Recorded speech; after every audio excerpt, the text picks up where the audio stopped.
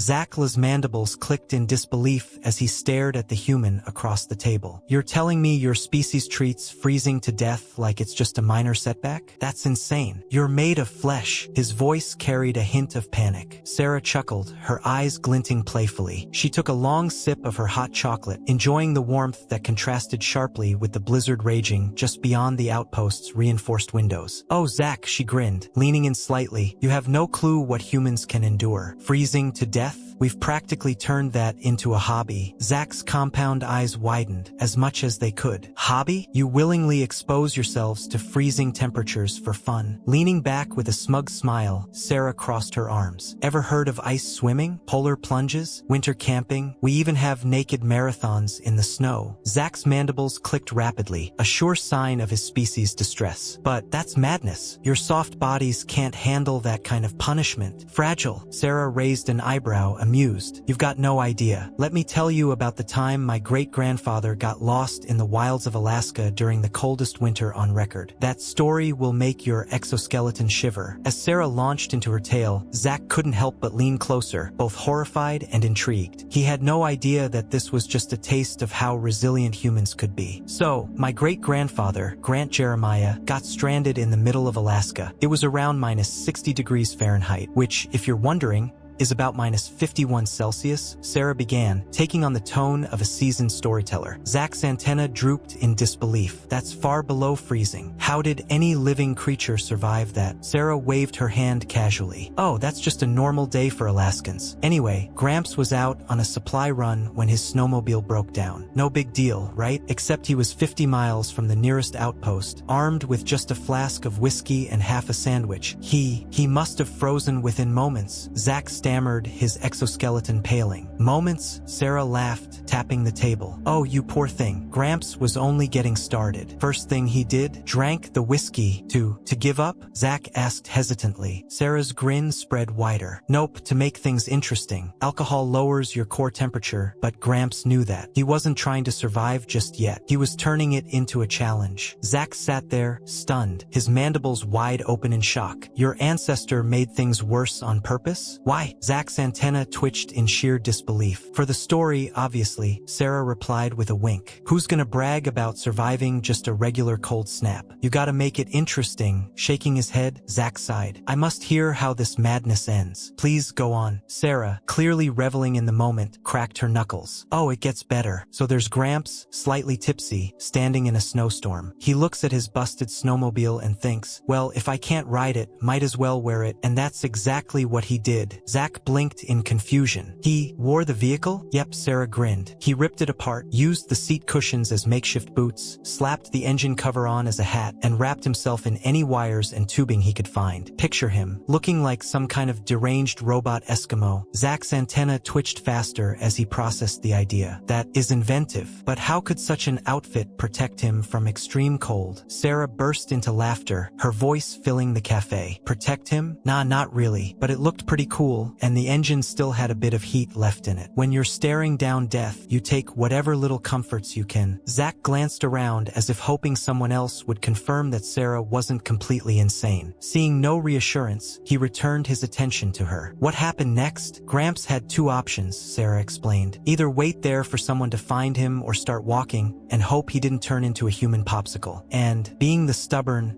reckless guy he was, he chose the second option. He walked in those conditions." Zach's voice trembled with awe. Sarah nodded with enthusiasm. "Oh yeah, he figured if he was gonna die, he might as well die on his feet. Plus, walking keeps you warm. Basic survival 101. Zach muttered to himself, shaking his head in disbelief. "On my planet, we avoid situations where survival is uncertain. Where's the fun in that?" Sarah quipped, flashing a mischievous grin. "Anyway, Gramps starts trudging through the snow, right? And then, about 10 miles in, he comes face to face with a polar bear." Zach's exoskeleton paled even further. "A predator? Surely that's where the story ends in tragedy." Sarah's grin grew wider, almost predatory. "Oh no, this is where it gets good." Gramps looks at this 800-pound beast, pure muscle, claws and teeth, and he thinks, now that would make a nice warm coat. Zach's mandibles clicked rapidly, his distress evident. "No, he didn't." "Oh, he did. Sarah confirmed with a nod. Gramps Jeremiah, in all his craziness, decided that his best shot at survival was to wrestle a polar bear in the middle of an Alaskan blizzard. Zach whispered, barely audible. How could that be possible? Your species. You're not apex predators. You have no natural weapons, no real strength compared to a beast like that, Zackler insisted, his antennae trembling slightly. Sarah leaned in, lowering her voice as if sharing a secret. That's where you're wrong. Humans? We're the apex predators of apex predators. And it's not because of claws or strength. Zach blinked, hesitating before asking. What then? Sarah grinned wide. Sheer, unshakable audacity, she declared proudly. That, and the fact that we can turn just about anything into a weapon. In this case, Gramps had his trusty multi-tool. Zach's eyes widened in disbelief. A multi-tool? Against a polar bear? But why? Gramps always said, give a man a fish, he'll eat for a day. Give a man a Leatherman, and he'll conquer the food chain. Or something like that, Sarah shrugged. The details get a little fuzzy after a few retellings. Zach slumped in his chair, clearly overwhelmed by the absurdity of human behavior. Did your grandfather actually defeat a polar bear with a tool? Sarah's eyes sparkled with mischief. Well, defeat might be overstating it. Let's just say they reached an understanding. The bear decided Gramps wasn't worth the trouble, and Gramps figured that wrestling polar bears in a blizzard wasn't his best plan. Zach leaned forward, a glimmer of hope in his voice. So, he retreated? Sarah burst out laughing. Retreat? No way. They snuggled. Zach's mandibles fell open. They, what? Yep, snuggled, Sarah said casually. Gramps figured if he couldn't win, he might as well make the best of it. Polar bears are warm, after all. When you're about to freeze to death, a little interspecies snuggling doesn't seem so bad. Zach's antennae drooped in defeat. Your ancestor cuddled with a predator that was trying to eat him moments earlier? That's right, Sarah nodded enthusiastically. Gramps always said it was the warmest, most terrifying nap of his life. But hey, desperate times, right? Zach shook his head, trying to process it all. I'm starting to understand why your species is labeled as Deathworlders. Your survival tactics are unconventional. Unconventional? Sarah scoffed. That's just a regular Tuesday for us. But wait, you haven't even heard how Gramps finally got rescued. Wanna know? Zach looked torn, clearly horrified but unable to resist. I suppose I must hear the end of this madness. Sarah's grin grew even wider. So, after his nap with the bear, Gramps woke up to find the blizzard had cleared. But he was still in the middle of nowhere, no supplies, and a very confused, and probably still hungry, polar bear to deal with. This must be when he finally succumbed to the elements, right? Zach asked, his voice filled with a desperate hope that the story might have a logical conclusion. Nope, Sarah chirped, grinning. This is where Gramps' true brilliance kicked in. He stared at that polar bear and had a light bulb moment. If dogs can pull sleds, why not a bear? Zach's eyes widened in horror. He didn't. Oh, he absolutely did, Sarah confirmed with a nod. Gramps Jeremiah, armed with nothing but his multi-tool, a few snowmobile scraps, and what he described as a metric ton of audacity, managed to rig a harness for the polar bear. Zach's voice dropped to a whisper. And the bear let him? Sarah shrugged casually. Let might be stretching it. The bear was more confused than anything, probably didn't know what was happening. Plus, Gramps bribed it with the last bit of his sandwich. Who could resist a little positive reinforcement, right? Zach slumped in his chair, his exoskeleton turning a pale, sickly green. So, your ancestor rode a polar bear to safety? Sarah laughed, waving a hand. Ride it? No, that would have been crazy. He skied behind it. He used bits of scrap metal from the snowmobile to fashion makeshift skis. According to him, it was the fastest he'd ever moved on snow. He even coined the term extreme polar skiing, tried to make it an Olympic event, but no one took it seriously. Zach's mandibles clicked rapidly, a sign of extreme agitation. This cannot be real. No species could possibly survive such reckless behavior. Sarah leaned back, a smug grin plastered on her face. Oh, we don't just survive it, we thrive on it. Half of the sports we've created are just excuses to flirt with death. Ever heard of free solo climbing, base jumping, volcano boarding? Zach's antennae drooped even further. I'm almost afraid to ask what those are. Sarah ticked them off on her fingers. Free solo climbing? That's scaling cliffs with no safety gear. Base jumping? Tossing yourself off high buildings with only a parachute to save you. And volcano boarding? doing? That's sledding down the side of an active volcano on a plank of wood. Fun, right? Zach's exoskeleton turned a worrying shade of white. Your species, you willingly seek out life-threatening situations for entertainment, and you enjoy this. Sarah nodded, her enthusiasm undimmed. We call it an adrenaline rush. Gets addictive. Once you've looked death in the eye and come out alive, everything else just feels kind of boring, you know? Zach shook his head, his antennae drooping even lower. I do not know. I cannot even begin to understand this mindset. But please, how does this madness end? Sarah's grin softened into something more nostalgic. Well, Gramps and his new bear buddy eventually made it to the outpost. Caused quite the stir, as you can imagine, a half-frozen man in makeshift snowmobile armor, skiing behind a polar bear in a jerry-rigged harness. Yeah, not exactly something you see every day, even in Alaska, Sarah said with a grin. And the authorities? Zachla asked, antennae twitching with curiosity. Surely they were concerned about the danger, bringing a wild predator into a populated area? Sarah burst into laughter. Concerned? Heck no. They were impressed, said it was the most Alaskan thing they'd ever seen. Gramps became a local legend. They even named a drink after him at the bar, the Jeremiah Special. Whiskey, honey, and a dash of hot sauce. Guaranteed to put hair on your chest and make you think wrestling a polar bear is a great idea. Zach's antennae twitched even more rapidly as he processed this. And what became of the bear? Sarah leaned in, her voice lowering as if she were about to reveal the best part of the story. Oh, that's the kicker. Gramps and the bear? They became best friends. He named the bear Nanak and kept him as a pet for years. Took him fishing in the summers. Nanak could catch salmon with his bare paws. Gramps swore he was the best fishing partner he ever had. Zach's mandibles dropped in disbelief. Your grandfather kept an apex predator as a pet, and the authorities allowed this? Sarah shrugged. Allowed might be a stretch. More like they couldn't figure out how to stop him. Besides, Nanak was a hit with tourists. Nothing pulls in a crowd like a man walking his polar bear down Main Street. Zach slumped in his chair, his exoskeleton visibly paler. I don't know what to say. Your species is completely mad. Grinning, Sarah raised her mug of hot chocolate in a mock toast. Mad? Nah, we just like to think of ourselves as creatively adaptive. It's not crazy if it works, right? Zach shook his head, antennae drooping in defeat. I'm beginning to understand why your species is labeled as Deathworlders. It's not because your planet is dangerous. It's because you are. Sarah let out a hearty laugh. Oh, Zach, you're only scratching the surface of human craziness. Wait until I tell you about my Aunt Mildred. She decided to kayak across the Pacific solo at 75. Zach's eyes widened in horror. There's more. Sarah leaned in closer, her grin turning wicked. Oh, honey, we're just getting started. Buckle up, Buttercup. This ride's about to get wild. And so, as the blizzard howled outside and the outpost bustled along, Sarah regaled her alien companion with story after story of human audacity, each more outrageous than the last. Zachla, for his part, alternated between fascination and horror, his antennae twitching faster than ever, practically vibrating with the shock of it all. So, Aunt Mildred, Sarah continued with a gleam in her eye, 75 years young, decided one day that she'd kayak across the Pacific because she thought it sounded peaceful. It's our death world, Sarah continued, her grin widening. The thing is, we've been fighting the odds since day one. From dodging predators to surviving plagues, we've learned to turn every challenge into a game, every threat into a dare. It's what keeps us going. Zachla's mandibles clicked in stunned disbelief. But the Pacific Ocean is vast. Surely such a journey would take months, if not years. Sarah nodded excitedly. Oh, definitely. Took Aunt Mildred nearly a year, give or take. She always said it was the most relaxing vacation she'd ever had. Andy, he taught the tribe accounting, helped them optimize their resource management, and even introduced them to compound interest. By the time the rescue team found him, he'd revolutionized their economy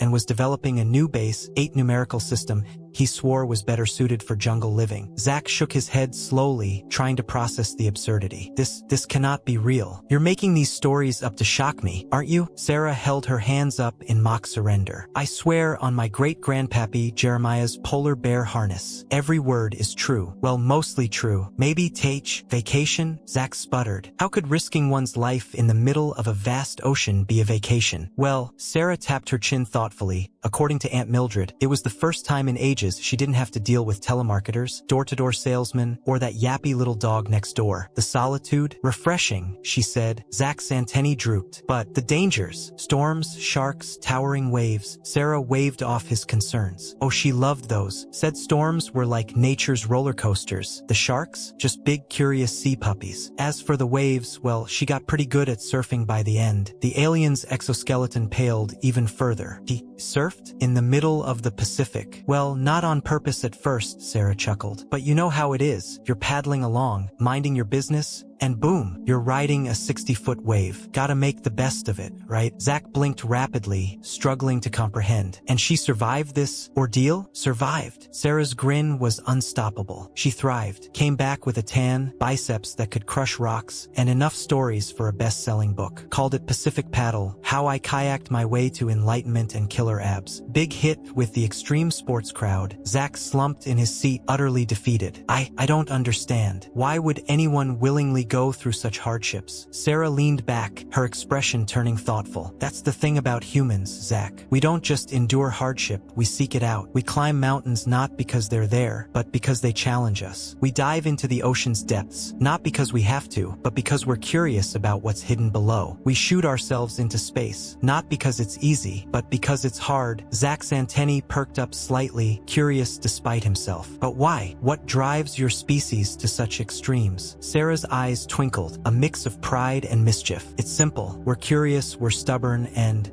more than anything, we're terrible at accepting limits. Tell a human something's impossible, and we'll move heaven and earth to prove you wrong. Zach shook his head slowly. It seems illogical, inefficient, dangerous. Sarah laughed. Oh, it totally is. But that's how we've survived and thrived on a planet that's been trying to kill us since day one. Earth isn't just a death world, Zach, she said, leaning forward with a gleam in her eye. It's our proving ground. It's our death world, and we've spent our entire existence telling it. Nice try, but not today, Sarah said with a sly grin. Zach's mandibles clicked thoughtfully. I suppose there is something admirable about such resilience. But surely not all humans are like this. Some of you must prefer safety and comfort, right? Sarah's grin turned mischievous. Oh sure, we call those folks the audience. They're the ones who watch extreme sports from their couches, read adventure memoirs, and say things like, wow, I could never do that. But here's the thing, Zach. Deep down, every human has a little spark of madness. You just need the right situation to bring it out. Zach leaned in, intrigued despite himself. What do you mean by that? Well, Sarah began, clearly enjoying the suspense. Let me tell you about my cousin Bert. Mild-mannered accountant, afraid of his own shadow. The kind of guy who considered staying up past 10 p.m. to finish a spreadsheet a wild night. Then, one day, during a company retreat, he gets lost in the Amazon rainforest. Zach's antennae twitched in alarm. The Amazon? That's one of the most dangerous and inhospitable environments on your planet, isn't it? Sarah nodded eagerly. You bet. Poisonous critters everywhere, predators lurking, and more diseases than you can count. It's basically Earth on hard mode. So there's Bert, separated from his group, armed with nothing but a pocket calculator and his tie, which, by the way, had a ruler printed on it. Zach's lure trembled. Surely he perished within hours. That's what everyone thought, Sarah said with a wink. Search parties combed the jungle for weeks. His family was even planning his funeral. But 2 months later, guess who strolls out of the jungle, alive and well? Our boy Bert. Zach's mandibles hung open in utter disbelief. He survived? How is that possible? Sarah's grin widened. Not only did he survive, Zach, but he thrived. When he emerged, he'd lost 50 pounds, had a magnificent beard, and a new lease on life. Oh, and did I mention? He was leading a tribe of uncontacted indigenous people who decided to hail him as some kind of math god. Zach's exoskeleton paled further. Math god? Sarah nodded, barely containing her laughter. Yeah, turns out, Bert's knack for numbers came in details get a little fuzzy over time, but the spirit of the story? 100% pure human madness. Zach slumped back in his seat, his exoskeleton now a pale,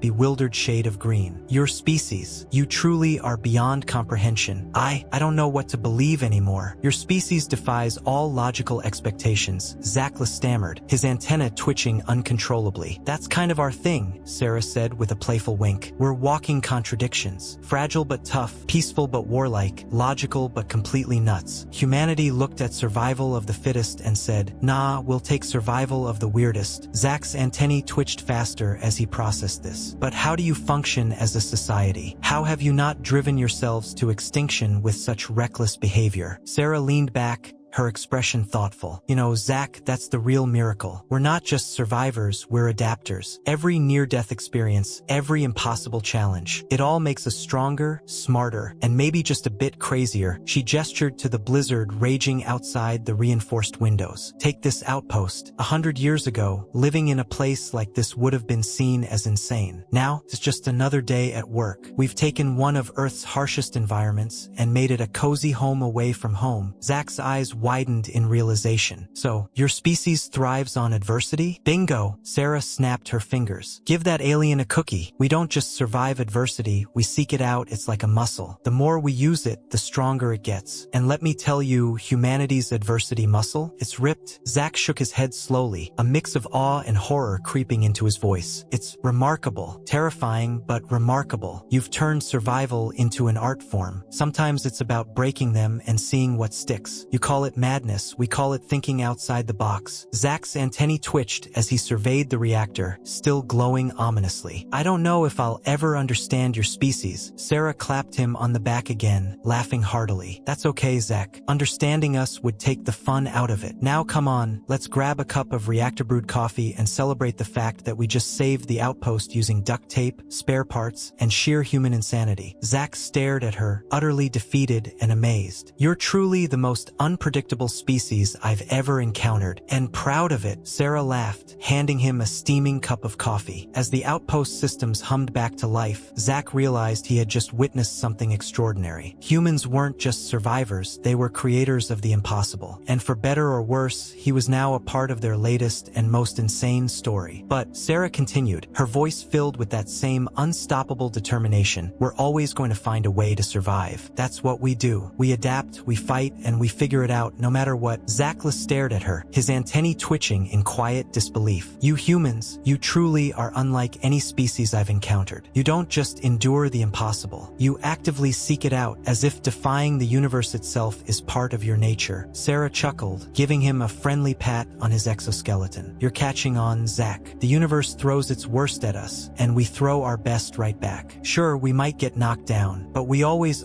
get back up. Commander Rodriguez approached again, a slight smile tugging at the corners of his mouth. Well, I'll be damned. The outpost is stable, systems are back online, and the reactor didn't blow us all into the next dimension. I think that's a win, Sarah. She gave him a mock salute. Just another day in the life of a Deathworlder, sir. I recommend we put a plaque on this monstrosity to commemorate the moment. Rodriguez chuckled, glancing at the glowing, humming reactor held together by spare parts and a lot of hope. I think we'll call it the Sarah Special. You've earned it. As the post-crisis celebration began in earnest, Zach couldn't help but marvel at the scene before him. Humans were laughing, joking, and slapping each other on the back, as if they hadn't just faced near-certain death. He looked at Sarah, whose face was now streaked with grease and lit with the kind of joy only humans seemed capable of after narrowly avoiding disaster. So, Zach began cautiously, what happens when the next crisis comes? What if the universe decides to test your limits once more? Sarah's smile softened as she gazed out at the swirling snowstorm beyond the reinforced windows. Oh, Zach, it will. The universe always has more challenges in store for us. But that's the thing, it's not about avoiding the storm. It's about learning how to dance in the middle of it. Zach's antennae twitched as he absorbed her words. In that moment, he understood what made humans so extraordinary. It wasn't just their resilience or audacity. It was their unwavering belief that, no matter how bleak the odds, they would find a way to triumph. You humans really do laugh in the face of death, Zach murmured, almost to himself. Sarah grinned, raising a cup of reactor-brewed coffee in a mock toast. Cheers to that, Zach. And remember, whenever the universe throws the next big challenge at us, we'll be ready. Because the only thing crazier than a universe trying to kill us is a human trying to survive it. Zach looked around at the buzzing, chaotic, and utterly joyful outpost. He realized that, for the first time since arriving here, he felt a strange sense of peace. In the company of these mad, brilliant humans, maybe, just maybe, he could believe that anything was possible. As Sarah led him through the bustling control room, laughter and triumph echoing around them, Zach couldn't help but feel that he too, had become part of one of those impossible human stories. Cold, heat, vacuum, alien monsters, doesn't matter, Sarah continued, grinning as she raised her steaming mug of coffee. We'll face it all with a grin, a bad joke, and an engineering solution that'll make physicists weep. Zach's antenna twitched thoughtfully. It's remarkable, terrifying, but remarkable. Your species has turned survival into an art form, a science, and a sport all at once. Damn straight, Sarah agreed, raising her mug in a mock toast. To the crazy ones, the misfits, the rebels, to the Deathworlders who look at certain doom and say, hold my beer and watch this. As the impromptu celebration continued, Zach couldn't help but feel the infectious energy of the humans pulling him in. He even accepted a mug of their bitter stimulant, coffee they called it, though he suspected his exoskeleton would be vibrating for days. In the days that followed, word of Outpost Zeta-9's near-miss spread, and Zach noticed a shift in how other alien species viewed the humans. Where once there had been skepticism, now there was respect, tinged with a healthy dose of fear. After all, how do you respond to a species that laughs in the face of death and treats the impossible like a weekend hobby? Zach found himself spending more and more time with Sarah and her fellow humans. Their wild stories, once brushed off as exaggerations or fabrications, now seemed all too possible. He listened intently to tales of human audacity, of feats accomplished not by sheer strength but by a blend of stubbornness and ingenuity. And sometimes, in the quiet moments between crises, because with humans there was always a crisis, Zach would gaze out at the frozen wasteland beyond the outpost walls. He'd think about the vast, uncaring universe and all the dangers lurking within it. But then, he'd look back at the humans, laughing, tinkering, pushing the limits of possibility, and he'd feel something he'd never quite understood before. Hope, because if there was one thing Zach had learned, it was this: in a universe full of death worlds, humans were the ultimate survivors. As for Sarah, well, the last Zach had heard, she was petitioning Outpost Command to organize the galaxy's first interspecies polar plunge competition. Because of course she was. To a human like Sarah, the universe wasn't a place of danger and death. It was the ultimate playground, filled with challenges to conquer and impossibilities to disprove. And freezing to death? That was just nature's way of saying, chill out. A joke that Zach was almost starting to appreciate, though he'd never admit it to Sarah. Metaphorically speaking, of course. Because if there was one undeniable truth, it was this: death was just a mild inconvenience when you had a human on your side. As the blizzard continued to rage outside, life in Outpost Zeta-9 went on. Humans pushed boundaries, aliens watched in awe, and a little terror, and the universe? Well, it had better watch its back. The Deathworlders were coming, and they were bringing their own brand of madness to the cosmic stage. Zach couldn't help but feel a pang of sympathy for whichever poor alien civilization the humans encountered next. But mostly, he felt excited. Life with humans was never dull, and that, he decided, was worth enduring a few brushes with death. Or a few hundred. After all, as Sarah would say, that's not a near-death experience. That's just Tuesday. And in a universe full of death worlds, Tuesdays were about to get a whole lot more interesting. The end.